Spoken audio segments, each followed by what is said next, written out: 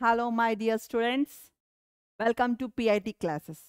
ఈరోజు మన అందరిలో ఉన్న ఒక చిన్న డిఫాల్ట్ అంటే డిఫాల్ట్ అని కాదు.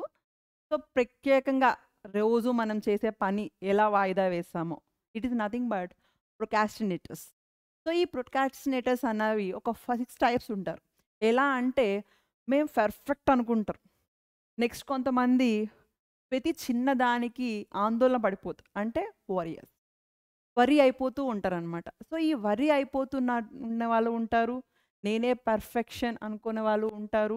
At the same time dreamers, అంటే వాళ్ళ బుర్రలోనే మొత్తం చదివేసుకున్నా మార్క్స్ వచ్చేసాయి, రిజల్ట్స్ వచ్చాయి అని ఒక డ్రీమర్లో ఉంటూనే ఉంటారు. Next one is over doer, అంటే చిన్న టాపిక్ని గంటల కొద్దీ చదువుతూ ఉంటారు. ఓకేనా. నెక్స్ట్ వన్ ఈజ్ రిఫర్స్, అంటే వీళ్ళు చేయాలనుకుంటారు కానీ చేయలేకపోతారు. అంటే పర్టికులర్ టైం, అంటే ఫర్ ఎగ్జాంపుల్ ఒక టాపిక్ ఉంది, ఈ టాపిక్ నేను వాళ్ళు చదవాలనుకుంటారు కానీ చదవరు. సో ఇలాంటి వాళ్ళు ఉంటారు. Next one is crisis makers, అంటే చిన్నదానిని పెద్ద కాంప్లికేటెడ్గా చేస్తూ ఉంటారు.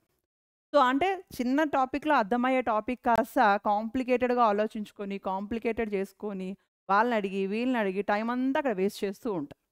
సో ఇలాంటి వాటి గురించి మనం ప్రతి ఒక్కరిలో చూస్తున్నామదే. ప్లస్ ఈ 6 క్వాలిటీస్ కూడా మనలోనే ఉంటాయి. సో ప్రతిదాన్ని మనం ఎట్లా ఓవర్కమ్ చేయాలి అన్నదే ఈరోజు మనం డిస్కస్ చేస్తున్నాం.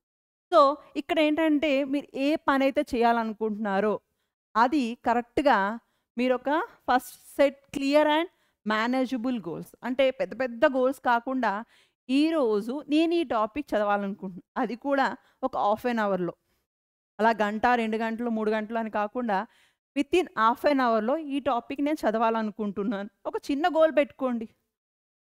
ఆ గోల్కి ఆ సరౌండింగ్ అట్మాస్ఫియర్ ఎలా ఉంది అన్నది మీరు అబ్జర్వ్ చేసుకోండి. అంటే మీకు పక్కన ఏదైనా వర్క్ అవుతుండో లేక జనాల క్లమ్జీలో చదవకుండా ఒక పీస్ఫుల్ ప్లేస్ని సెలెక్ట్ చేసుకొని మీ ఏ టాపిక్ అయితే చదవాలనుకుంటున్నారో మళ్ళీ అప్పుడు మెటీరియల్ గ్యాదర్ చేసుకొని మళ్ళీ కూర్చున్న తర్వాత వాళ్ళ నోట్స్ అడిగి ఫోన్లు చేసి మెసేజ్ చేసి ఇక్కడలా డిస్ట్రాక్ట్ చేయకుండా ఏ టాపిక్ అయితే మీరు చదవాలనుకుంటున్నారో ఆ పేపర్ ఆర్ మెటీరియల్ మీ చేతిలో ఉన్నప్పుడు మాత్రమే ఒక హాఫ్ అన్ అవర్లో ఈ టాపిక్ నేను చదవాలనుకుంటున్నాను అని ఒక క్లియర్ సెట్ ఆఫ్ మైండ్తో ఉండండి.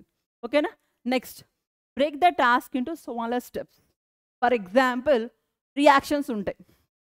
ఓకేనా. ఆర్గానిక్ రియాక్షన్ అవనివ్వండి, ఇన్ఆర్గానిక్ ఫిజికల్లో ఆ పెద్ద పెద్ద రియాక్షన్స్ ఏమి ఉండవు, కానీ ఆర్గానిక్లో మీకు రియాక్షన్ ఉంటుంది, రియాక్షన్ మెకానిజం ఉంటుంది.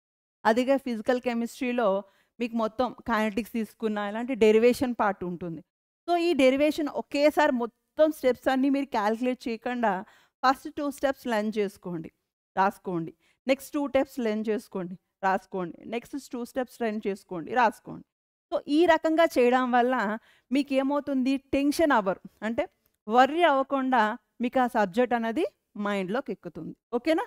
నెక్స్ట్, ప్రాక్టీస్ మైండ్ఫుల్నెస్, అంటే ఈ ప్రాక్టీస్ అనేది చేత్తోనే కాకుండా అది రాసుకునేటప్పుడు మీ మైండ్తో ఆలోచిస్తూ రాయండి. ఫర్ ఎగ్జాంపుల్ ఒక రియాక్షన్ ఉంది, లేదంటే కైనెటిక్స్ తీసుకోండి. ఈ కైనెటిక్స్లో first order, second order, third order and zero order ఇలాంటి రియాక్షన్స్ ఉంటాయి. సో ఇక్కడ జీరో ఆర్డర్ అంటే ఏంటి, రియాక్టెంట్ కాన్సన్ట్రేషన్స్ అన్నవి అక్కడ డిపెండ్ అవ్వదు, అంటే రేట్ ఆఫ్ రియాక్షన్ అనేది రియాక్టెంట్ కాన్సన్ట్రేషన్ మీద డిపెండ్ అవ్వదు. So rate is directly proportional to concentration power. ఏం రాస్తారు మై డియర్ స్టూడెంట్స్, 0 అని రాస్తారు. ఇక్కడ తీసుకునే రియాక్షన్స్ ఎలా ఉంటాయి అంటే ఫోటోకెమికల్ రియాక్షన్స్ అన్నవి ఎక్కువగా తీసుకుంటారు. సో ఇలాంటి ఆలోచిస్తూ రాసుకుంటే కనుక మీరు ఒకవేళ ఎగ్జామ్లో మర్చిపోయినా ఆ మైండ్తో మీరు ఆలోచిస్తున్నారు కాబట్టి ఆ క్వశ్చన్ చూసి మీరు ఆన్సర్ చేయగలుగుతారు.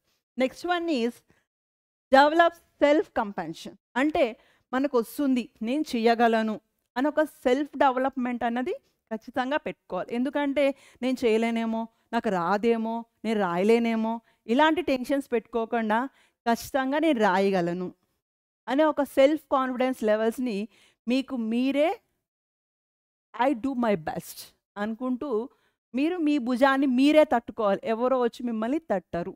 ఓకేనా my dear students. Next, partnership. So ఒక్కరే చదవాలంటే కొంచెం విసుగ్గా అనిపిస్తుంది. సో మీతో ఎవరైతే చదవాలనుకుంటున్నారో వాళ్ళని ఒక పార్ట్నర్గా తీసుకొని ఇగో ఈ టాపిక్ నువ్వు చదువు, నువ్వు నాకు ఎక్స్ప్లెయిన్ చేయి, నేను ఈ టాపిక్ చదువుతా, నీకు నేను ఎక్స్ప్లెయిన్ చేస్తా. మొత్తం బర్డెన్ మొత్తం మీరే వేసుకొని ఎదుటి వాళ్ళకి ఎక్స్ప్లెయిన్ చేసే అలాంటి కేటగిరీస్ పెట్టుకోకుండా నువ్వు ఒక టాపిక్ చదువు, నేను ఒక టాపిక్ చదువుతా, నువ్వు నాకు ఎక్స్ప్లెయిన్ చేయి, నేను నీకు ఎక్స్ప్లెయిన్ చేస్తా.